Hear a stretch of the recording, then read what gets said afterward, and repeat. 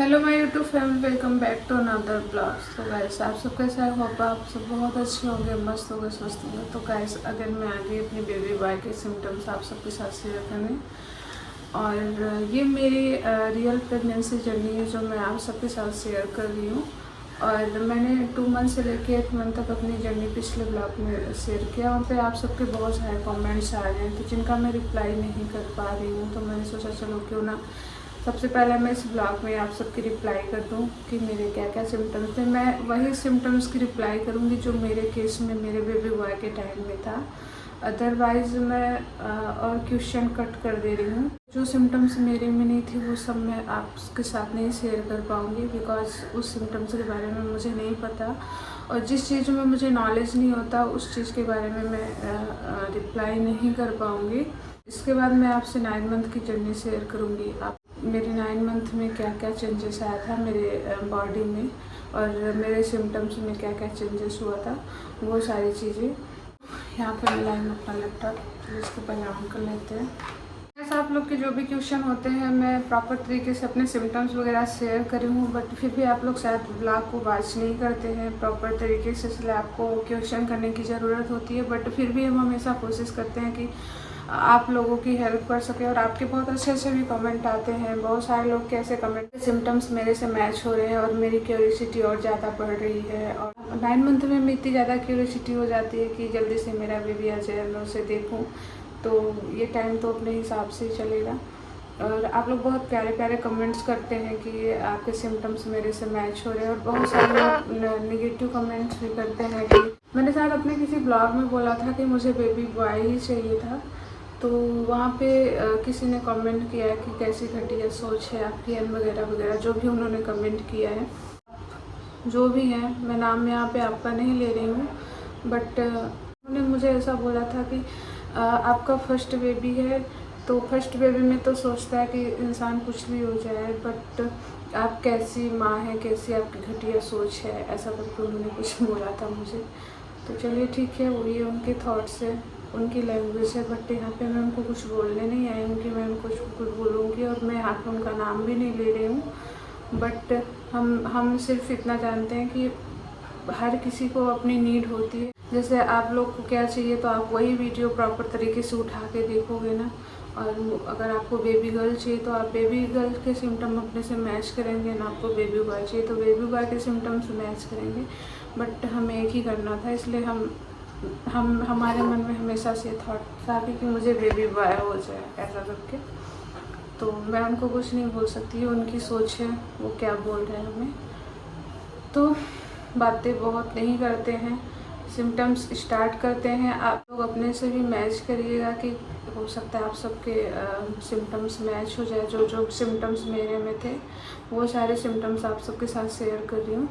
और फिर इसके बाद हम अपनी 9 मंथ की जर्नी शेयर करेंगे कि 9 मंथ में मुझे क्या चेंजेस आया था मेरे बेबी बॉय के टाइम में।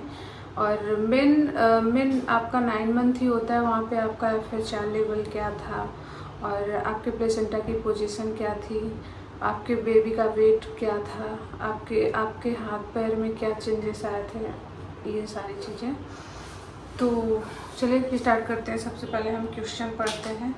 एक्चुअली मैं बेडरूम में नहीं हूँ, बिकॉज वहाँ पे यूवी सो रहा है तो उसको डिस्टर्ब नहीं करते हैं। मैं आ गई हूँ किचन में, तो यहाँ पे मैं आराम से, अभी मैं सो रही थी और आपको मेरे फेस से भी समझ में आ रहा होगा, तो मैंने फटाफट, बहुत सारे आप लोग के क्वेश्चन आ रहे थे तो मैंने सोचा क्यों ना यार हेल्प की जाए। बहुत ज़्यादा क्यूरियोसिटी होता है मन में, मेरे टाइम में भी मुझे बहुत ज़्यादा हो रही थी, तो मैंने सोचा चलो क्यों ना एक Q&A का वीडियो बनाते हैं।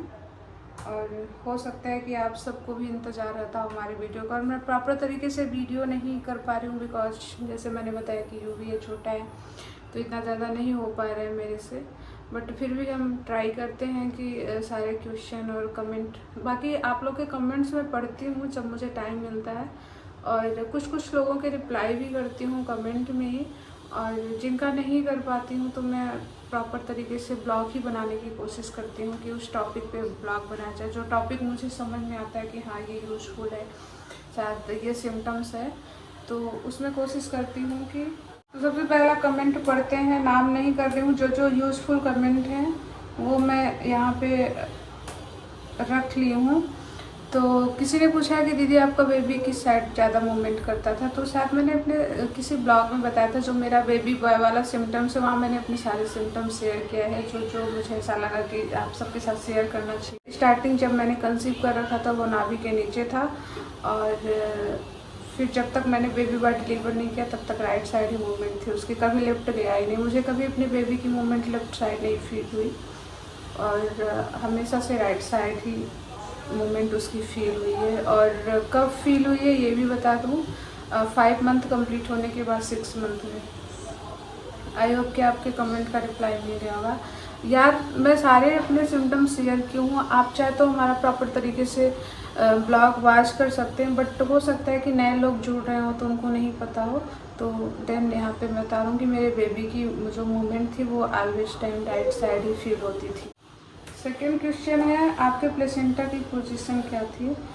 तो गाइस मैं बता दूं मेरे प्लेसेंटा की पोजीशन एंटीरियर ही थी, स्टार्टिंग से एंटीरियर प्लेसेंटा। और कहते हैं कि बहुत सारे आप यूट्यूब पे वीडियो देखते होंगे कि प्लेसेंटा की पोजीशन मतलब बता सकती है आपको कि होने वाला बेबी गर्ल या बेबी बॉय, तो बट ऐसा कुछ भी नहीं है। पोस्टीरियर प्लेसेंटा से बेबी बॉय होता है, एंटीरियर प्लेसेंटा से बेबी गर्ल होती है, ऐसा यूट्यूब पे बहुत सारे लोगों ने वीडियो बनाया है। बट प्लेसेंटा की पोजीशन नहीं तय करती कि आपका होने वाला बेबी गर्ल है या बेबी बॉय। ये मेरे केस में प्रॉपर तरीके से सही था कि मैं यहाँ पे बोल सकती हूँ कि प्लेसेंटा की पोजीशन नहीं डिपेंड करती है बिल्कुल भी। आपकी प्लेसेंटा कहीं भी, आपका जो प्लेसेंटा होता है ये गर्भनाल होता है, बेबी कहीं भी जाके अपना गर्भनाल जोड़ सकता है, अप डाउन लेफ्ट राइट कहीं भी जाके वो ज्वाइन कर सकता है। इसलिए बिल्कुल भी प्लेसेंटा की पोजीशन नहीं बताती कि होने वाला बेबी गर्ल या बेबी बॉय। तो अगेन मैं बता दूं कि मेरे प्लेसेंटा का पोजीशन इंटीरियर था। नेक्स्ट क्वेश्चन है दी आपको खाने में क्या अच्छा लगता था। तो गाइस मैं बता दूं मुझे खाने में मीठा ही अच्छा लगता था। मुझे 4 मंथ से लेकर जब तक मैंने बेबी बॉय डिलीवर नहीं किया उसके बाद भी मुझे मीठा खाने की क्रेविंग बहुत ज़्यादा होती थी। तो मुझे मीठा खाने की बहुत ज़्यादा क्रेविंग होती थी, तो मुझे मीठा ही पसंद था। आपको नींद किस साइड आती थी, लेफ्ट या राइट। तो मुझे मेरे प्रेगनेंसी में नींद राइट साइड ही आता था, बिकॉज जैसे मैं लेफ्ट करवट सोने जाती थी तो मुझे बहुत ज़्यादा हैवीनेस फील होती थी, बिकॉज जो मेरे बेबी का पोजीशन था वो राइट साइड ही था। सो मैं राइट साइड ही सोती थी, मुझे नींद आता था। नींद क्या बोलूँ, कंफर्टेबल फील होता था। क्वेश्चन मुझे काफ़ी टाइम से आ रहा है जिनका मैं ब्लॉग में भी रिप्लाई नहीं दे पा रही हूँ, बिकॉज मुझे थोड़ा सा awkward लग रहा है, पता नहीं क्यों। जब आपको वाइट डिस्चार्ज होता था तो क्या बोलूँ समझ में नहीं आ रहा है। इनका क्वेश्चन थोड़ा सा मुझे awkward लग रहा है बताने में भी, बट इस चीज़ से आप नहीं पता कर सकते कि आपको बॉय होगा या गर्ल, ये कोई सिम्टम्स नहीं होता। मैं बता दूँ यहाँ पे कि ये कोई सिम्टम्स नहीं होता है। जब आप प्रेग्नेंट हो जाओगे और आपके पीरियड्स वगैरह मिस होंगे तो आपको ये चीज़ होगी, तो ये कोई सिम्टम्स नहीं है, सबको होगा, जो भी प्रेग्नेंट वुमेन होगी उस सबको होगा। सो आई होप कि आपके कमेंट्स का रिप्लाई मिल गया होगा। मैम आपके यूरिन का कलर क्या था। येलो टाइप का था, मेरे यूरिन का कलर येलो टाइप का था। एक ब्लॉग मैंने अपलोड किया था कि मेरी लाइन स्ट्रेट थी, मेरे बेबी बॉय के टाइम में मेरी जो लिनिया नाइग्रा लाइन थी वो स्ट्रेट थी। तो एक बड़ा अच्छा कमेंट आया है कि सारे सबकी लाइन स्ट्रेट ही आ रही है, क्या बिना लाइन वालों को बेबी बॉय नहीं हो सकता। बिल्कुल हो सकता है, ऐसा मैंने कभी नहीं बोला कि जिनको लाइन नहीं आता उनको बॉय नहीं होगा, या फिर मैंने ये भी बोला कि मैं कोई गायनेकोलॉजिस्ट या कोई डॉक्टर नहीं हूँ। यहाँ पे सिर्फ मैं अपने सिम्टम्स वगैरह शेयर कर रही हूँ। सबकी अपनी बॉडी डिफरेंट होती है, इसलिए उनके सिम्टम्स भी डिफरेंट होते हैं। कोई सिम्टम्स मेरे से मैच हो रहे हैं, किसी के नहीं मैच हो रहे हैं, तो ये तो उनकी बॉडी पे डिपेंड होता है। ये तो अपने हार्मोन्स होते हैं, हार्मोन्स का लेवल अगर बढ़ेगा या नाइग्रा लाइन आएगी, नहीं बढ़ेगा तो नहीं आएगी। तो ऐसा कुछ भी नहीं है कि जिनको लाइन नहीं आ रही उनको बेबी बॉय नहीं हो सकता। ये तो गॉड गिफ्ट होता है, गॉड जो देगा वही होगा आपको। सो इसमें मैं आपको क्या बोल सकती हूँ, मुझे ज़्यादा नॉलेज नहीं है। नेक्स्ट कमेंट की बात करते हैं कि क्या आपके हाथ पैर और फेस में स्वेलिंग आई थी। तो यस गाइस, हाथ पैर और फेस में भी स्वेलिंग आई थी और नोज़ में भी बहुत ज़्यादा स्वेलिंग आई थी। और ये स्वेलिंग मुझे 8 मंथ के बाद से ही आई है। किसी किसी को सेकेंड ट्राइमेस्टर में आता है, बट मुझे थर्ड ट्राइमेस्टर में आया था, तो ऐसा ही थी। क्वेश्चन है मैम आपका FSR कितना था? तो गाइस मैं अपनी प्रेगनेंसी जर्नी में भी शेयर किया कि मेरा FSR लेवल कभी सेम नहीं आया। आपका बेबी सोता है तब आपका हार्ट रेट बहुत लो आएगा, मतलब कम करके आएगा, और जब आपका बेबी एक्टिव है और ज़्यादा मूवमेंट कर रहा है तो वहाँ पे आपका FSR लेवल ज़्यादा आएगा। तो ये तो हम लोग नहीं बता सकते ना कि बेबी कब सो रहा है कब जाग रहा है, ये तो सिर्फ आपको जो अल्ट्रासाउंड करेंगे वही बता सकते हैं कि इस टाइम आपका बेबी क्या कर रहा है। तो ऐसा कुछ नहीं है FSR लेवल से आप पता कर सकते हैं कि होने वाला बेबी गर्ल या बेबी बॉय, बिल्कुल भी नहीं। और जैसे कि मैंने आपको बताया कि जब बेबी सोता है वहाँ पे FSR लेवल कम आता है, एंड बेबी जब ज़्यादा एक्टिव होता है, मूवमेंट करता है, तो वहाँ पे FSR लेवल ज़्यादा आती है। और जब आप FSR लेवल से केवल एक टाइम ही पता कर सकते हैं अगर आपने ग्रोथ अल्ट्रासाउंड कराया, जो कि 8 मंथ के बीच में होता है, विद इन 15 डेज के बाद ही होता है ग्रोथ स्कैन। ग्रोथ स्कैन जब आपकी बेबी की अच्छी खासी ग्रोथ हो जाती है एंड बेबी पूरी तरीके से परिपक्व हो जाते हैं, तब आप अपना FSR लेवल से पता कर सकते हैं कि होने वाला बेबी गर्ल या बेबी, अदरवाइज आप बिल्कुल नहीं पता कर सकते। तो अगर आपके ग्रोथ स्कैन में आपका FSR लेवल डाउन आता है तब आप कह सकते हैं कि हाँ, FSR लेवल से आप पता कर सकते हैं कि बॉय आएगा कि गर्ल। 8 मंथ और 9 मंथ में मेरा FSR लेवल कम आया था, अदरवाइज मेरे 2 मंथ से 7 मंथ तक FSR लेवल चेंज होती है, मतलब 150 से भी ज़्यादा आता था, 170, 175 ऐसा करके आता था। बट जैसे मैंने ग्रोथ अल्ट्रासाउंड, मेरा बेबी पूरी तरीके से परिपक्व हो गया था और अच्छा खासा उसका वेट भी हो गया था। वैसे मेरा बेबी 4 kg का हुआ था, तो उसका FSR लेवल ग्रोथ स्कैन है 9 मंथ, और जब तक मैंने बेबी बॉय डिलीवर नहीं किया वहाँ पर उसके FSR लेवल बहुत कम आई थी, 132 या 135 ऐसे इसके बीच में। यहाँ मुझे पता चल गया था कि मुझे बॉय ही होगा, मैंने बॉय ही कंसीव कर रखा है। सो आई होप कि आपके क्वेश्चन का आंसर मिल गया होगा। नेक्स्ट कमेंट की बात करते हैं हम, आपका बेबी किस वीक में हुआ था? तो मेरा बेबी 41 वीक में हुआ था। और आप लोग बहुत ज़्यादा कंफ्यूज होते होंगे ना कि यूट्यूब पे बहुत तरह तरह के वीडियो बनाते हैं कि अगर जल्दी हो गया तो बेबी बॉय होगा एंड ज़्यादा टाइम हुआ तो बेबी गर्ल होगी। ऐसा कुछ भी नहीं है, मेरा बेबी बॉय 41 वीक में हुआ था, सी सेक्शन।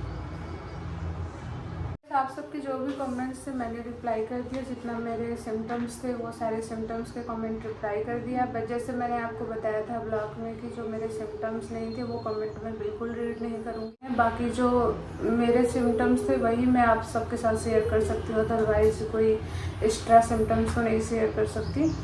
तो जो भी आप लोगों की हेल्प होती है मैं पूरी कोशिश करती हूँ कि मैं आप सबके कमेंट्स का रिप्लाई कर सकूँ, बट जिनका नहीं कर पाती मैं ज़रूर ब्लॉग में कर देती हूँ। सो अभी मैं आपसे 9 मंथ की जर्नी शेयर करने वाली हूँ कि 9 मंथ में मेरे क्या क्या चेंजेस आया था। 8 मंथ तक मैंने कर रखा है, 9 मंथ ही मुझे करना था, क्योंकि ये पार्ट 2 वीडियो होने वाला है और Q&A का वीडियो होने वाला है। तो 9 मंथ में मेरे हाथ पैर में अच्छी खासी स्वेलिंग हो गई थी, मेरे नोज का शेप में स्वेलिंग हो गई थी, एंड जो मेरे हेयर ग्रोथ थे बहुत अच्छे हो गए थे, पिक मेंशन कर दूँगी। बहुत अच्छा शाइनिंग हेयर हो गया था मेरा। और जो मेरा वैली शेप था वो नीचे तो ही मेरा नाभि के नीचे ही बेबी बॉय था, बट जब उसकी ग्रोथ हुई तो थोड़ा सा ऊपर आया, देन फिर नीचे जाना स्टार्ट हो गया था।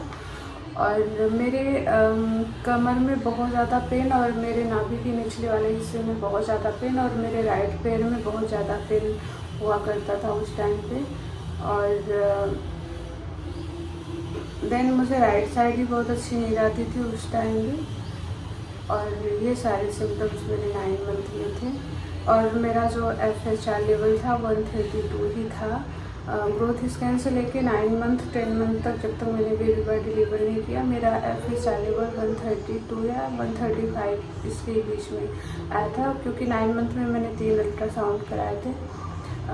तो वहाँ पे मेरा FSR लेवल बिल्कुल कम आया था, और मेरे जो प्लेसेंटा की पोजीशन थी वो इंटीरियर थी, स्टार्टिंग से इंटीरियर थी। तो 9 मंथ में मेरे ये सारे सिम्टम्स थे। और वही कमर में बहुत ज़्यादा पेन, और पेट के निचले वाले हिस्से में पेन और राइट पैर में बहुत ज़्यादा पेन रहता था। और जो बेबी का वेट होने से जो यूट्रस में हमारे दबाव पड़ता है उसकी वजह से मुझे पेन वगैरह होता था और बार बार मुझे वॉशरूम जाना पड़ता था बिकॉज बेबी हेल्दी हो गया था तो वॉशरूम बहुत ज़्यादा आता था मेरे को। उस टाइम पे मैं वॉशरूम वगैरह बहुत ज़्यादा जाती थी। मुझे कभी कभी बहुत ज़्यादा इरिटेशन होता था, हर 2-2 मिनट में मुझे वॉशरूम जाना पड़ता था। तो ये सारे सिम्टम्स थे मेरे 9 मंथ में। आई होप कि आप लोगों को हेल्प मिल रही होगी। और ये मोस्ट रिक्वेस्टेड वीडियो था कि मैं बनाओ करके अपनी प्रेगनेंसी जर्नी हम सबके साथ शेयर करूं। सो मैंने कर दिया। आई होप कि आपको ये ब्लॉग अच्छा लगा होगा और आप अपने कमेंट्स करिएगा। आपके जो भी कमेंट्स होंगे मैं ट्राई करूंगी कि मैं आप सबके कमेंट्स की रिप्लाई कर सकूं, जिससे आप लोगों को हेल्प मिले और मुझे भी अच्छा लगे। तो गाइस आज का ब्लॉग यहीं पे एंड करते, मिलते हैं आपको नेक्स्ट ब्लॉग नेक्स्ट इनकम के साथ। तब तक आप अपना बहुत अच्छा वाला ध्यान